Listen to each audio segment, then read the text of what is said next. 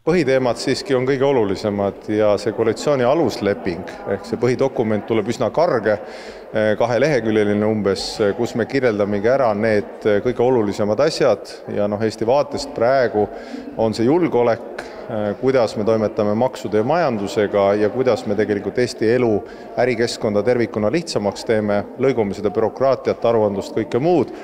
Ja siis konkreetsete valdkondlike teemadega, on see siis haridus, tervishoid, need me oleme ka veidi puudutanud, nendega siis lepime kokku nii, et valdkonna töögrupid saavad kokku ja siis maiks saame kokku need poliitikaplaanid igas valdkonnas. Me teemegi selle aluslepingu just sellepärast, et täna on ju valitsus olemas, töövõimeline, parlamendi enamus samamoodi, 4 ministrit 14 läheb vahetusse. Sisuliselt tähendab see seda, et valitsus on juba praegu otsustusvõimeline, järgmisest nädalast saab juba selle uue alusleppe järgi tegutsema hakata, olulisi asju tegema. Uute ministrite nimesid täna peaminister veel öelda ei soovinud, küll aga ei maininud ta seda, et võiks ministri portfelle vähendada, nagu jutuks on olnud. Läbirääkimiste õhkkonda hindas Michal väga heaks. Vabandan väljenduse pärast, aga kui sa saad pidurid maha, on võib-olla veidi lihtsam ka toimetada.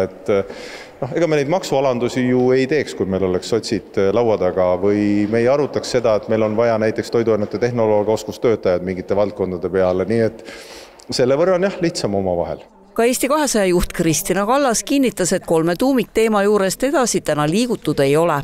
Me täna käisime ikkagi detailid läbi, meil on seal veel mõned lahtised kohad, mis puudutavad kaitsevõimeid ja tegelikult ka kaitsevaldkonnas on ka sisekaitse asju, mis on vaja homse päeva jooksul ikkagi selgemaks saada ja see ootame ka seda kaitseministri kabinetti, arutelu kabinetti, nii et homse päeva pärastlõunaks või õhtupoolikuks peaks tegelikult see alusleping olema, siis see karge alusleping, mis koosneb ainult 3 teemast, kokku lepitud, nii et kolmapäeval saavad siis fraktsioonid ja erakonna liikmed ja volikogud seda arutada, et me peame jõudma nende reformiplaanidega ikkagi palju detailsemaks, et meil oleks ka valijatel ja inimestel, Eesti kodanikel tegelikult kindlus, mida valitsus teeb tervishoius, et see tegelikult jätkusuutlikult kestaks meil.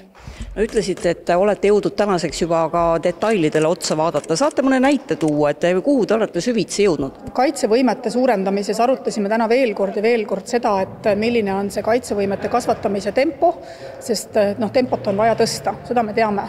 Küsimus ei ole ju ainult rahasummades, vaid küsimus on pigem nagu kaitsevõimete varustuses selles, et kas me suudame need kaitsevõimed mis ajaks endale Eestis viia sellele tasemele.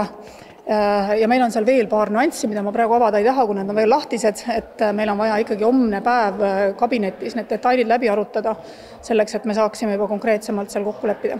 Laupäevaks peaks karge alusleping, mis koosneb ainult 3 teemast, saama ka allkirjastatud koalitsioonipartnerite poolt.